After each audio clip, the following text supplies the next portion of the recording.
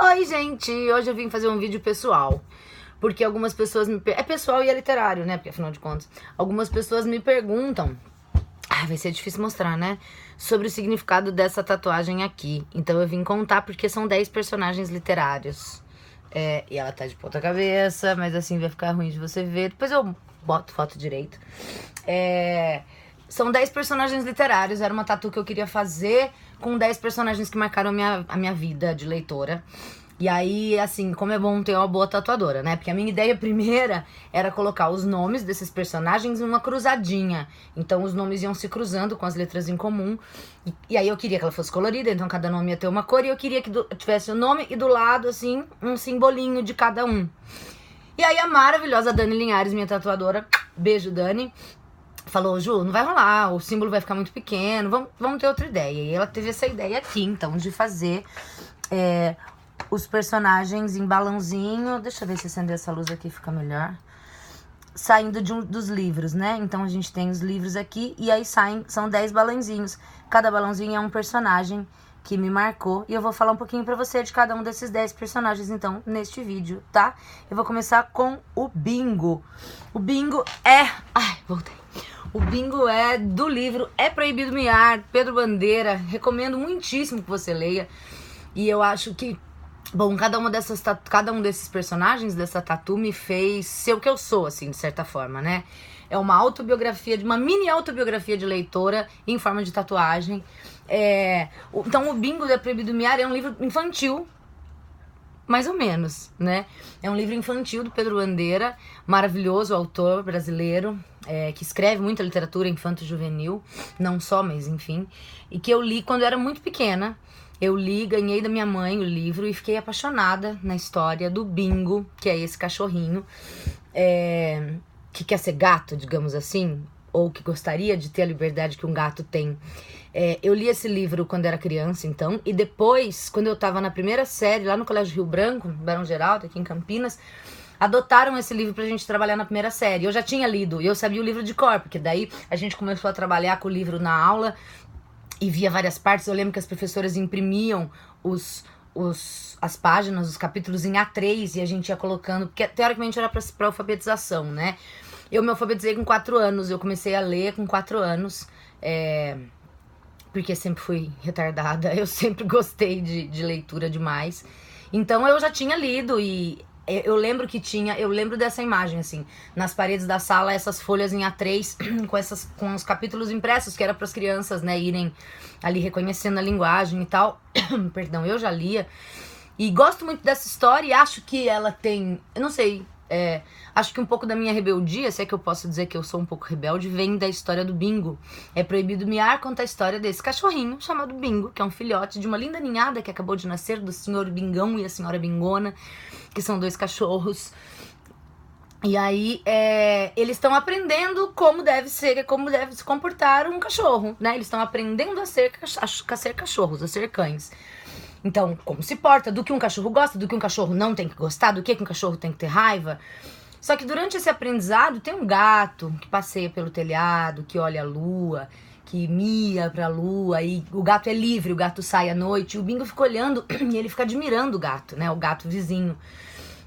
Até que, sem dar muitos spoilers, no grande dia em que Bingo e seus irmãos deveriam dar o primeiro latido, Bingo mia. Ele mia como gato. E aí é um alvoroço na família, e aí vai começar o calvário de Bingo, porque ele é um cachorro, como é que ele pode latir, né? Eu acho lindo, e eu recomendo que você leia, porque apesar de ser um livro infantil, ele pode ser muito mais apreciado hoje com a nossa cabeça, né, mais velha, porque ele tá falando de preconceito, né? Ele tá falando de um cachorro que quer ser gato. E quem falou que um cachorro não pode ser gato? E quem falou que um cachorro não pode fazer coisas que o gato faz, né? E você vai me falar: porque Deus criou cachorro, criou gato. E eu vou dizer: amor, pode ir, né? Acho que aqui não é um lugar muito bom pra você. As nossas ideias não batem muito. Eu acho muito bonita essa história de um cachorro que não quer seguir as regras que lhe são ensinadas. E acho que você já entendeu toda a metáfora que tem por trás disso.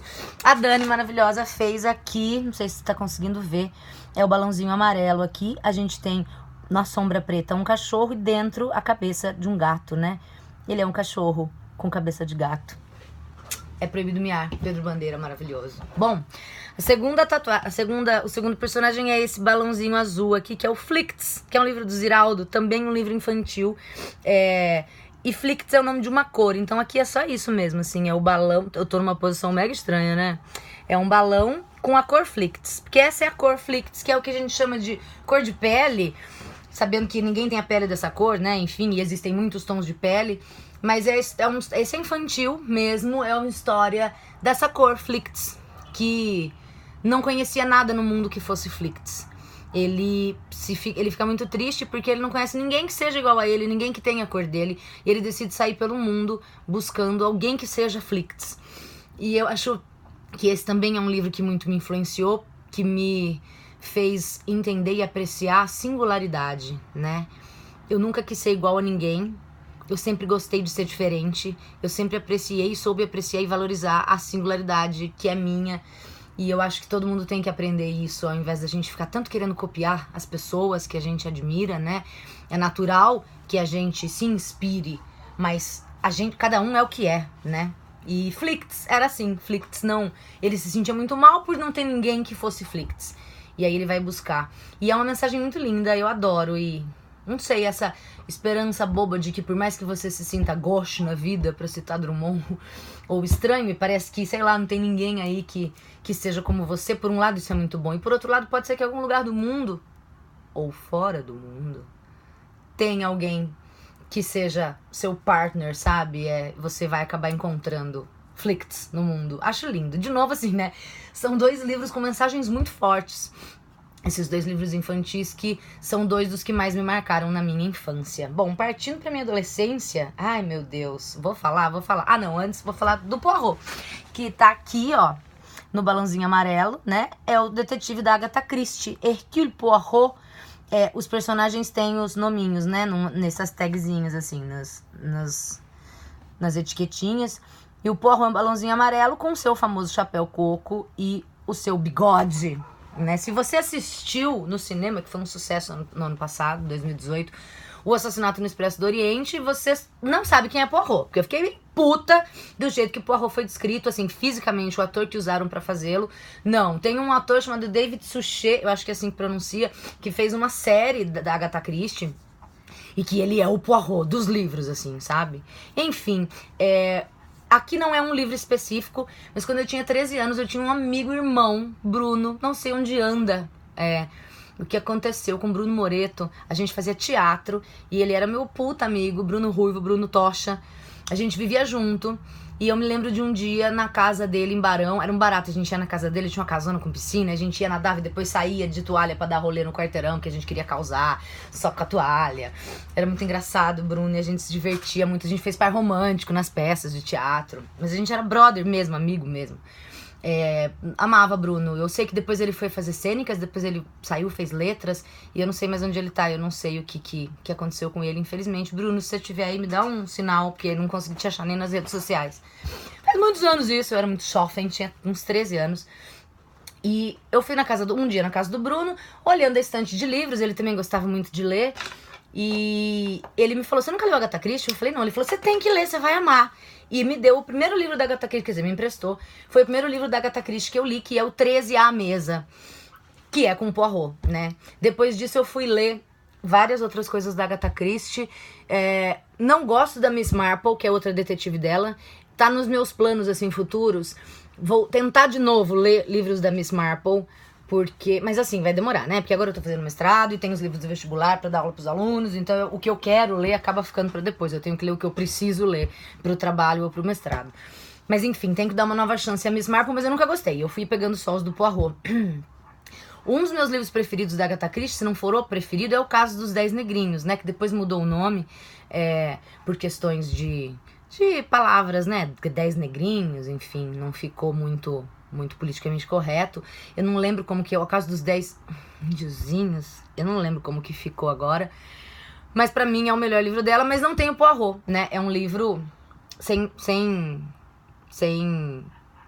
sem detetive, digamos assim. Sensacional, vale muito a pena. Então, Poirot, eu sou muito Poirot, né? Eu sou muito detetiva. E acho que também eu li muita coisa. Ai, gente, fiz coisas muito feias na vida. Eu roubei uns livros de uns lugares aí, uns livros que ninguém via, assim, sabe? Tipo, sei lá. Não vou falar, mas enfim. Sei lá, escola que eu estudei tinha uns livros na biblioteca que ninguém pegava, ninguém lia. E eu acho que eu vou cortar essa parte, deixa pra lá.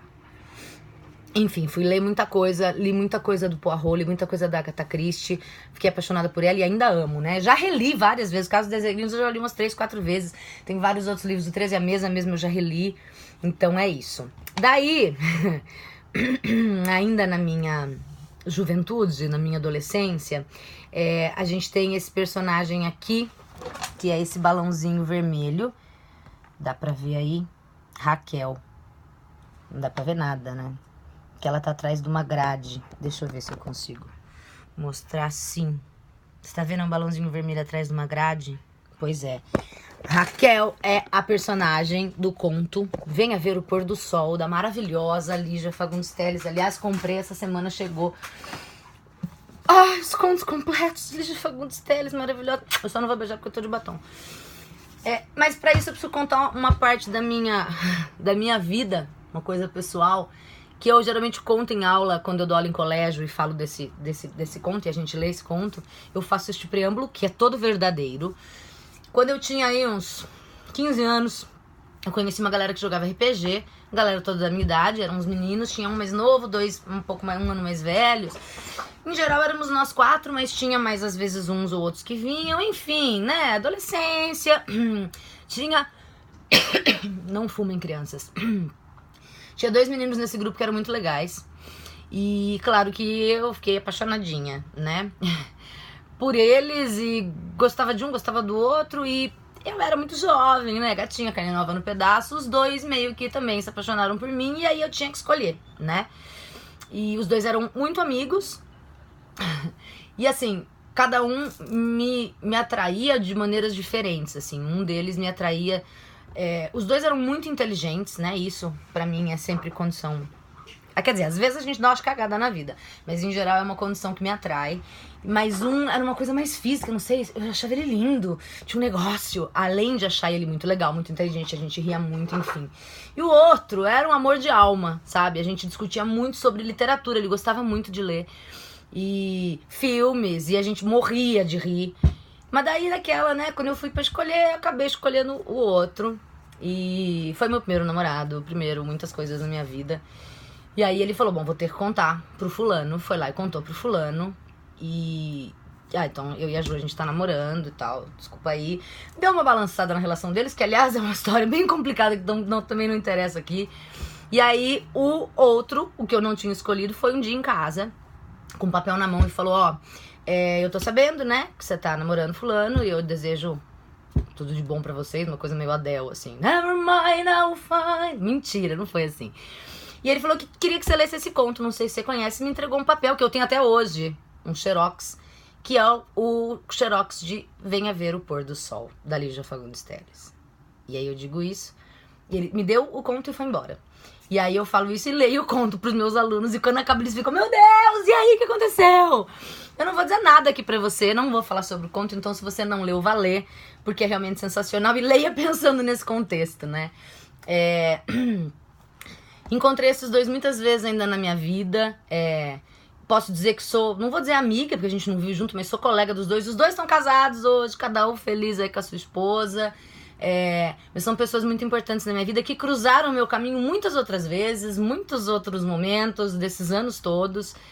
E gosto muito dos 2, são 2 muito queridos, e acho que essa história nossa é uma história, no mínimo, interessante. E eu amo esse conto de paixão, então tá aqui, Raquel, atrás da gradezinha. Leia lá. Ainda na minha adolescência, e aí pra falar de outra paixão, né? Na época do cursinho já, eu vou falar agora dessa aqui, desse balãozinho rosa, que é a Morgana. Eu tinha um amigo no cursinho que era meu crush, claro, eu era apaixonada por ele. Nunca aconteceu nada, a gente sempre foi amigo e a gente ainda é amigo hoje. Ele também está casado, esse povo casa, né, gente? O povo casa. A gente era muito brother e ele, apesar de prestar. Ele tava prestando economia. Ele tava entre ciência da computação e economia. No fim, ele fez economia na Unicamp, se formou, trabalha no IPEA, hoje em Brasília. Beijo, amor, você sabe do que eu estou falando. Meu amigo do peito, sinto muita saudade dele. Mas eu era apaixonadésima por ele na época. E a gente conversava muito sobre livros, né? Então, apesar de ele estar aí entre ciência da computação e economia, a gente trocava muito sobre leitura. Eu já estava decidida a prestar letras. Mentira, que no começo do cursinho eu achava que eu ia prestar educação física. Louca, né? Mas a gente trocava muito sobre leituras, inclusive quando eu entrei na Unicamp, o curso dele era mais concorrido que o meu, ele não entrou no primeiro ano, e eu mostrava pra ele as coisas que eu tava tendo nas disciplinas da Unicamp, ele lia junto, a gente discutia, queridaço. Enfim, ele vivia me enchendo o saco pra eu ler As Brumas de Avalon. Você tem que ler As Brumas de Avalon, que você vai amar, você tem que ler As Brumas de Avalon. Eu falava, meu Deus do céu, tá bom, um dia eu leio, um dia eu leio. Um dia eu fui no sebo e tinha lá o primeiro. É uma quadrilogia ou uma série, sei lá, são 4 livros. E tinha lá o primeiro, eu falei, eu vou levar pro Lucas pra... Falei o nome, Lucas, beijo. O Lucas para de me encher o saco, né? E aí comprei o primeiro, tipo, vamos ver qual é. Mano, cheguei em casa e comecei a ler, eu queria voltar no sebo pra pegar os outros. Já tava fechado. Eu tinha medo que não tivesse lá no outro dia. Eu amei, eu devorei. E As Brumas de Avalon virou uma das, sei lá, tá no meu top 5, assim, nas 5 obras que eu mais gosto na vida, né? E recomendo sempre pros meus alunos. É a história do rei Arthur, dos Cavaleiros da Távola Redonda, contada pelo ponto de vista da Morgana, pelo ponto de vista da mulher, né? Então é muito sensacional e também fala sobre como os padres católicos destruíram a religião celta. Se você viu o filme, esquece, porque é uma bosta, e vai ler o livro, né?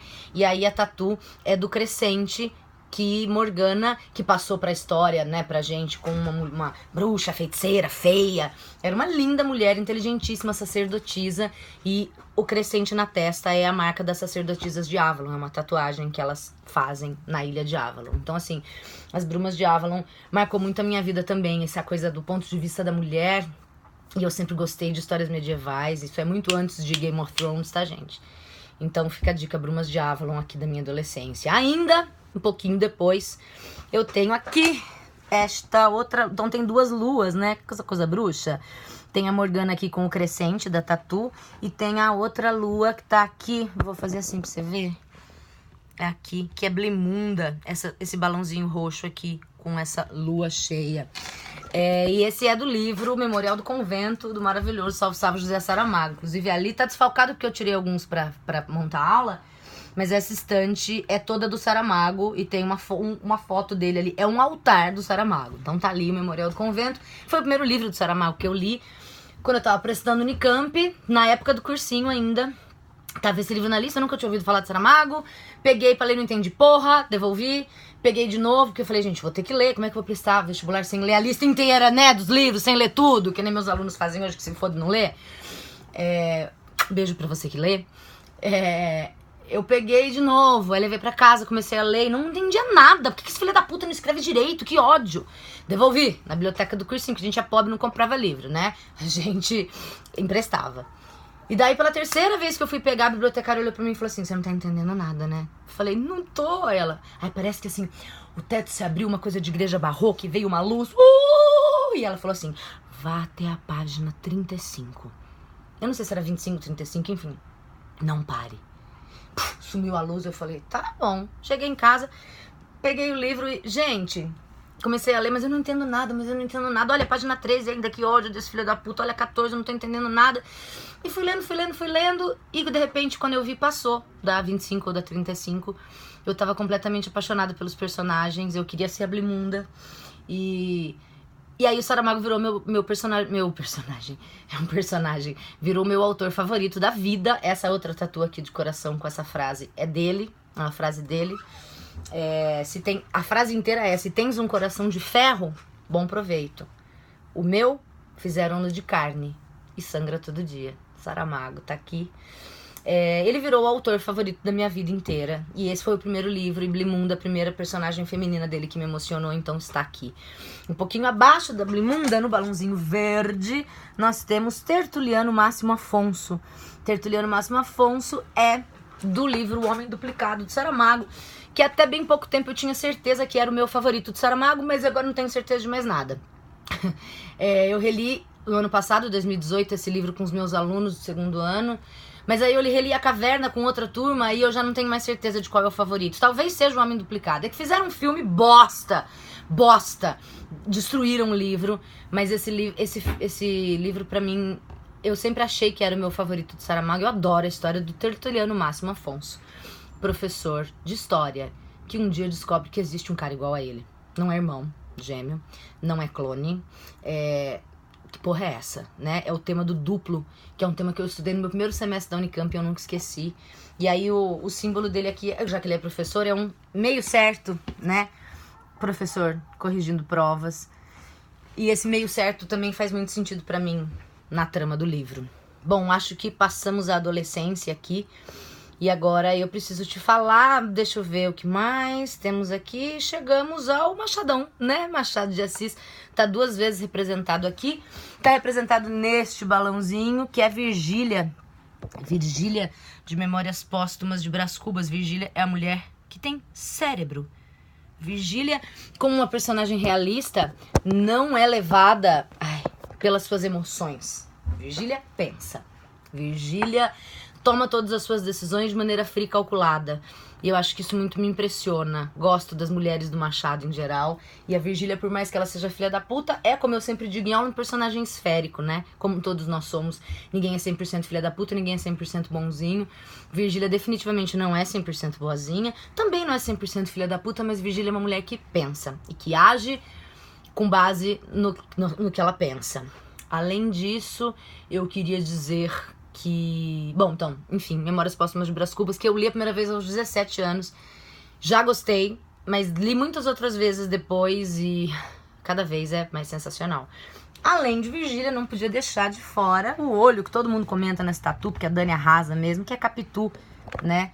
Eu acho que todo mundo que já leu Dom Casmurro gostaria de ter esses olhos de ressaca da Capitu, assim, né? De ter esse poder que ela tem em cima do Bentinho, mas que no fim das contas acaba sendo uma coisa horrorosa, né?